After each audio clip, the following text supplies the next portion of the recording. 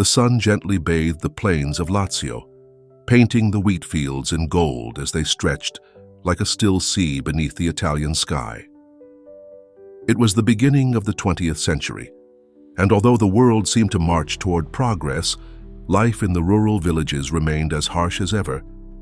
In one of those humble homes built with bare bricks and old wooden beams, a young girl with a serene gaze and hands roughened by labor held a worn rosary in her fingers. Her name was Maria Goretti. That day, like every other, Maria had risen before dawn. As the rooster's crow broke the silence of the early morning, she knelt on the dirt floor and lowered her forehead in prayer.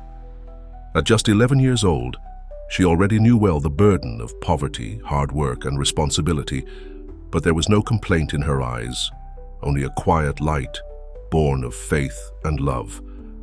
The Goretti family lived in extreme hardship. After the death of her father, her mother and the children worked in the fields of the Mazzoleni counts, sharing a small, rundown home with another peasant family, the Serenellis.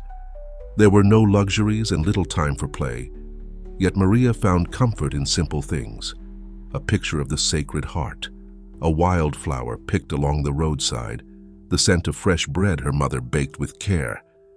Each day, after finishing her chores, the girl would walk to the nearest chapel, often barefoot under the blazing sun, just to quietly gaze at the tabernacle.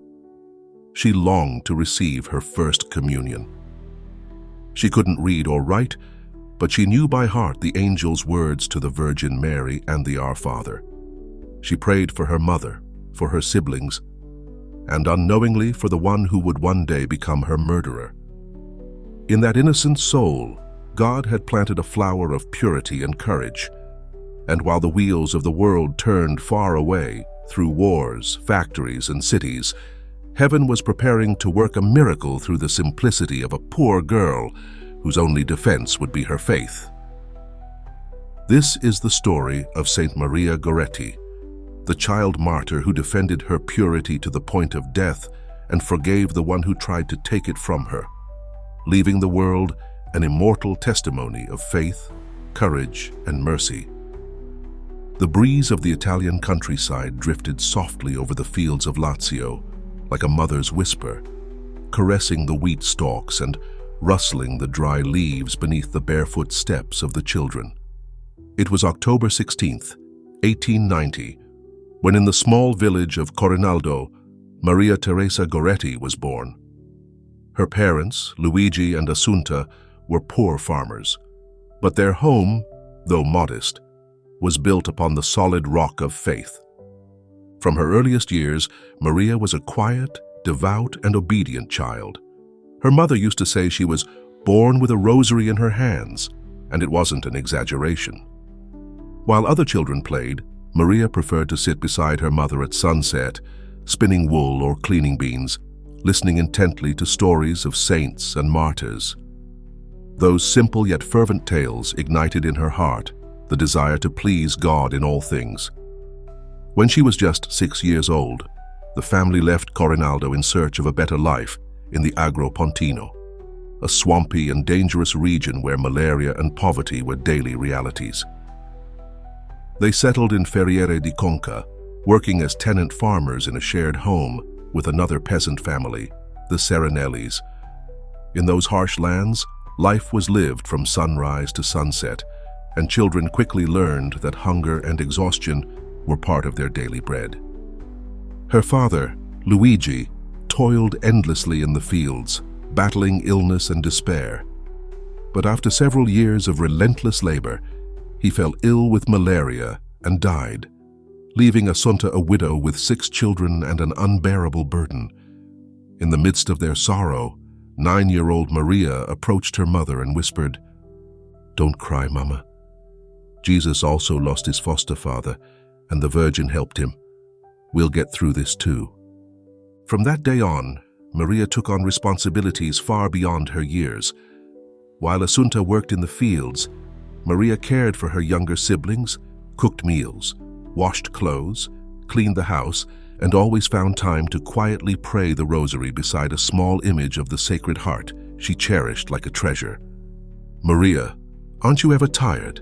a neighbor once asked, seeing her haul water from the well with her thin little arms. She smiled without stopping.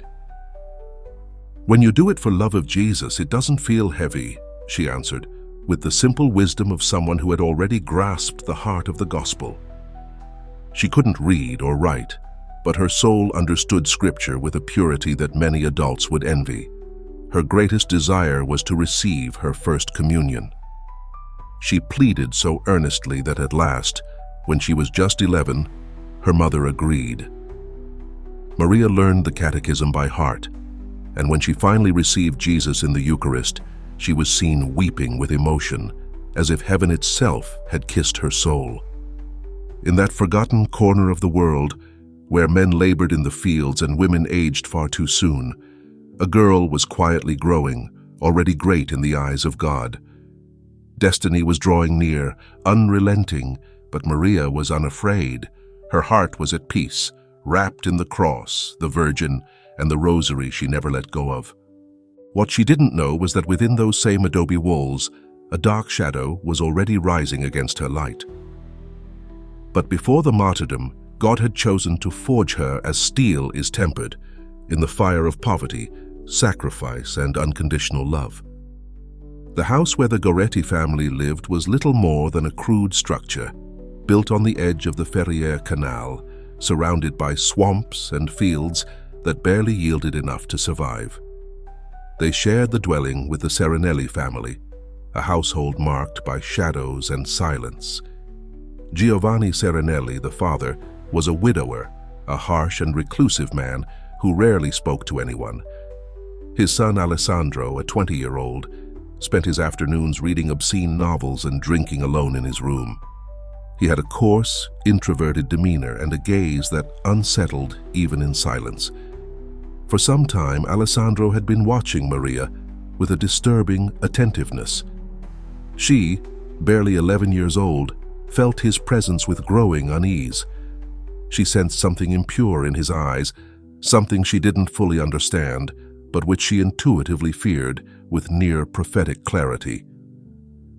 Each time he passed nearby, she would lower her gaze and clutch her rosary more tightly. Despite her discomfort, she never said anything to her mother. Poverty kept them trapped in that forced cohabitation, and Maria didn't want to cause more suffering. In silence, she offered her fears to God and found refuge in the Virgin Mary. Her prayers were constant, intense, as if she sensed something was coming. "Holy Mother in heaven," she would whisper each night, kneeling on the dirt floor, "protect me. Make me strong, make me pure.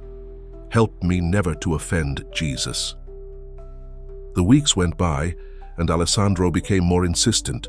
He tried several times to approach Maria with words she didn't fully grasp, but whose tone chilled her to the bone. Each time she withdrew without replying, with the quiet strength of a saint. Her innocence was not ignorance, it was a conscious choice to remain faithful to grace.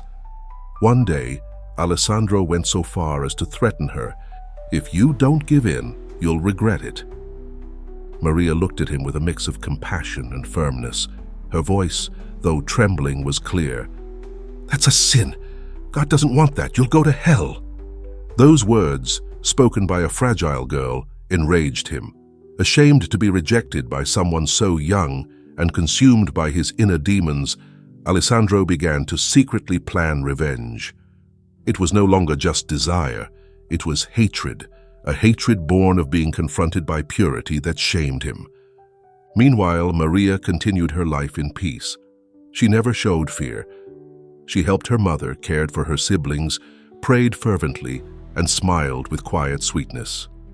Her desire to please God was stronger than any fear. One day, as she sat sewing under the porch, a neighbor said, "Maria, I always see you praying. Don't you get bored?" She lifted her eyes with a radiant expression. "Bored? When I talk to Jesus and the Virgin, I never feel alone. They listen to me. They understand me better than anyone." That summer of 1902 was especially hot. The earth burned underfoot, and the air felt still and heavy. In that suffocating heat, something invisible and fatal was boiling within Alessandro, evil, now unchecked, searching for its moment. July 2nd was drawing near, and with it, the day of sacrifice. Maria, unaware, was living her final days on earth, but her soul was ready. In the purity of her heart, God had planted a seed of eternity.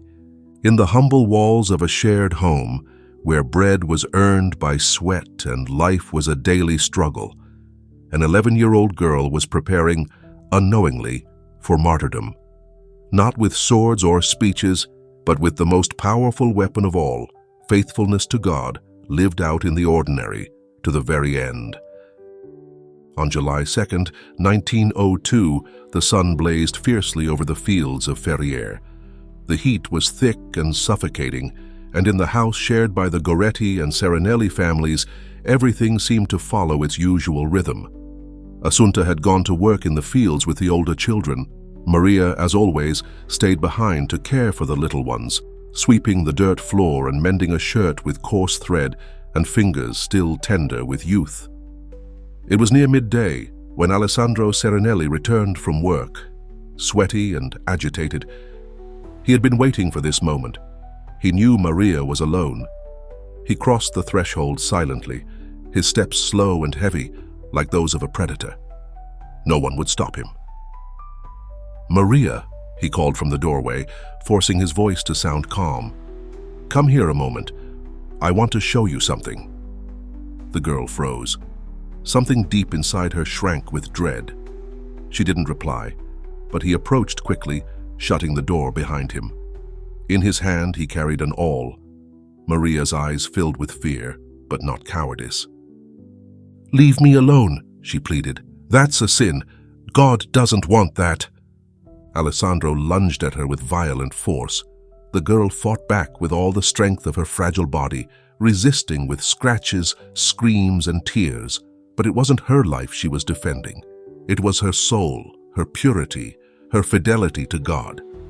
Through sobs and struggle, she repeated, with a superhuman resolve, "No, it's a sin. You'll go to hell." Those words, spoken with the innocence of someone who loves God above all, struck Alessandro like knives.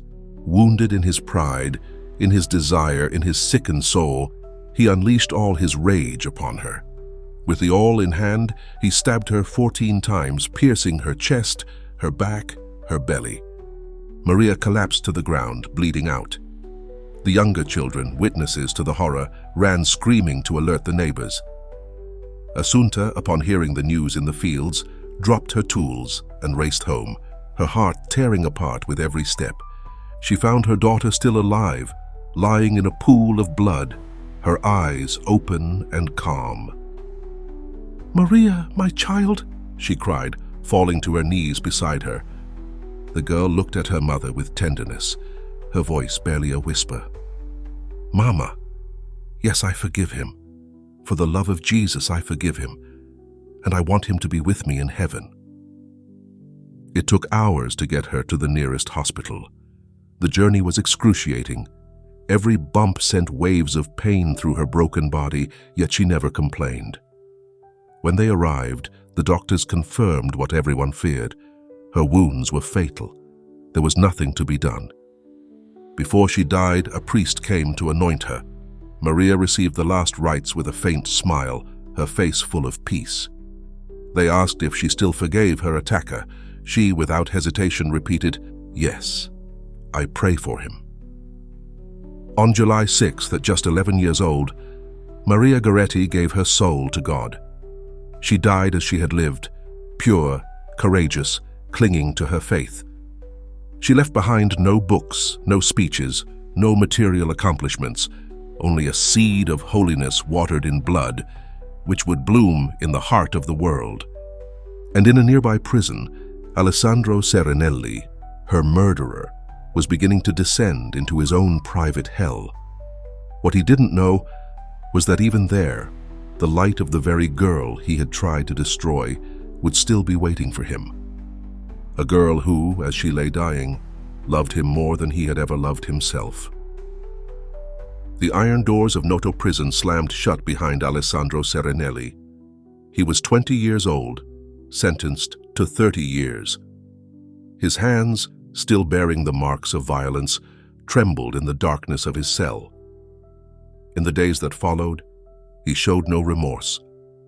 His heart was hardened, his soul trapped in the blindness of one who refuses to acknowledge his sin. The name of Maria Goretti echoed among guards and inmates alike. Everyone knew who she was. Everyone knew what he had done. And yet Alessandro remained unmoved. It was her fault, he thought. She rejected me. She humiliated me. Months passed, then years. Prison became his world, and within that world, hatred, loneliness, and silence were his only companions. Until one winter night, something happened. As he slept, Alessandro had a dream that would change his life. In the dimness of his cell, he saw Maria, dressed in white, walking toward him with a serene smile. In her hands, she held lilies. Without a word, she offered them to him. One by one, 14 flowers, just as many as the stab wounds he had inflicted on her. He woke up in a panic, drenched in sweat. For the first time in his life, he cried. He cried like a child.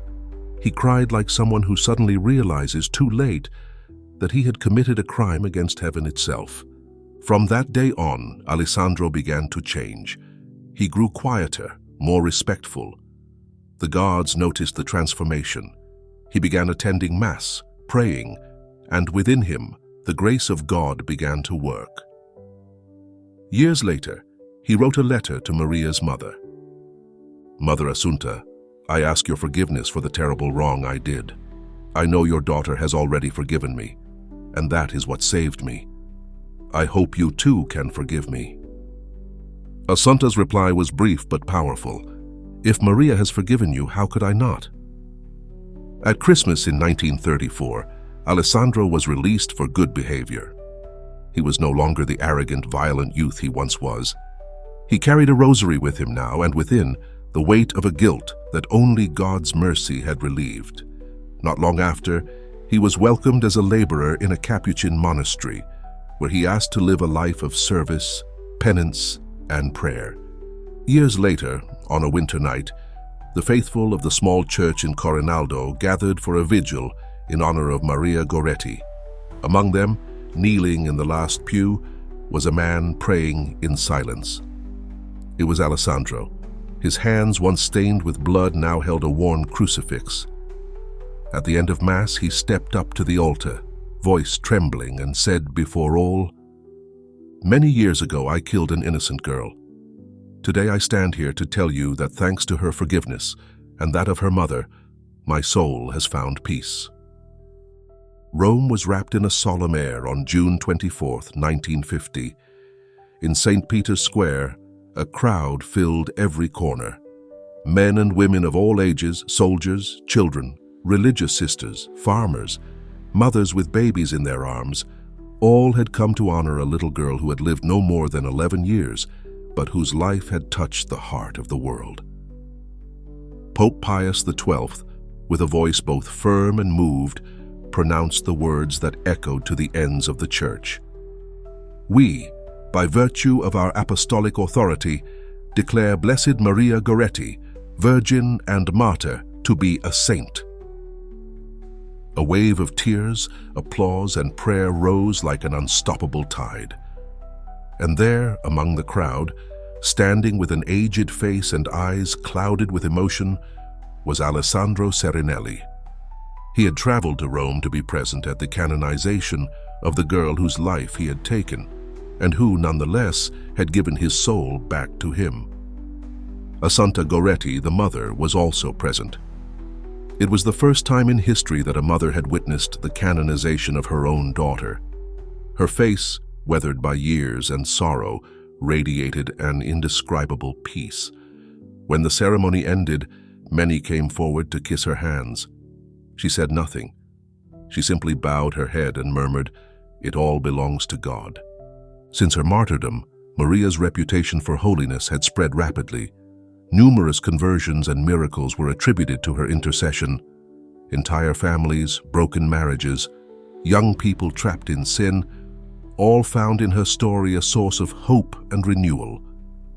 She was known as the Martyr of Purity, but also as the Saint of Forgiveness, because her heroism lay not only in defending her chastity, but in forgiving her attacker with words full of tenderness and compassion. Her sanctity was twofold, one in the flesh, the other in spirit.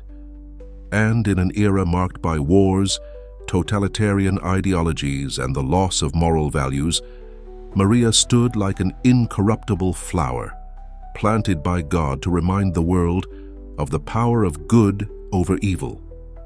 Images of Maria began to multiply around the globe, a young girl with gentle eyes, dressed in white, holding lilies in her hands and a rosary woven between her fingers. Churches were dedicated in her name, and thousands of young people, especially women, began to call on her as a model of purity, courage, and fidelity. But it wasn't only the young who were moved. Men hardened by violence, women broken by suffering, prisoners forgotten in faraway jails, all found in her a friend, a sister, an intercessor who had known pain and had overcome it with love. Maria had not written theological works, had not preached in public squares, had not founded any religious orders. Her life was a quiet whisper in the countryside, a daily yes to God until the very end. And yet, that whisper shook the entire world. Today her body rests in the Basilica of Nettuno by the sea. Her crystal urn holds not just her remains, but a testimony that sainthood is possible even in childhood, even in poverty, even in hiddenness. Everyday pilgrims from all over come to venerate her, to ask her help, to leave a flower. Because Maria Goretti, the girl who defended her purity with her life and offered forgiveness with her soul, lives on in the hearts of millions. And so, that little Italian girl, born among fields of wheat and prayer, became a saint for modern times. Not with grand speeches, but with the eternal language of love. The story of Saint Maria Goretti does not end with her martyrdom or her canonization. Her life, brief, like a shooting star, left behind a trail of light that still guides those who seek the beauty of a faith lived with simplicity, courage, and heroic love. In a world that celebrates strength, she revealed the power of weakness offered to God. In an age that glorifies revenge, she chose to forgive. In a time that trivializes the soul, she gave hers rather than betray the love that dwelled in her heart. Without speeches, without defenders, without weapons, only with the strength of a child who knew that heaven was worth more than life itself. Her example is not a memory of the past. It is a constant invitation to the present, to live in purity when everything around us invites the opposite, to resist evil without hatred, to embrace forgiveness as the only victory that truly transforms.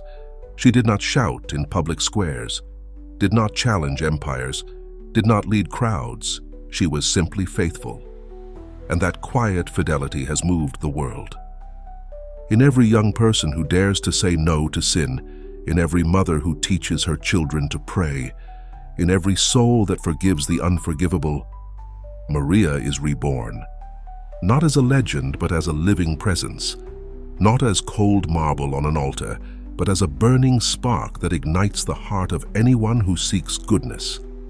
Today, her image still enters prisons, classrooms, broken homes, and hardened hearts. And with nothing more than her pure gaze, her white dress, and her handful of lilies, she reminds us all that heaven is not far away, and that sainthood is not a privilege but a possibility. Saint Maria Goretti remains a flower in the field of the world, small, quiet, yet impossible to ignore. A light that does not fade, because it was lit by the eternal flame of love. Saint Maria Goretti, lily of purity, martyr of forgiveness, witness of hope. Pray for us.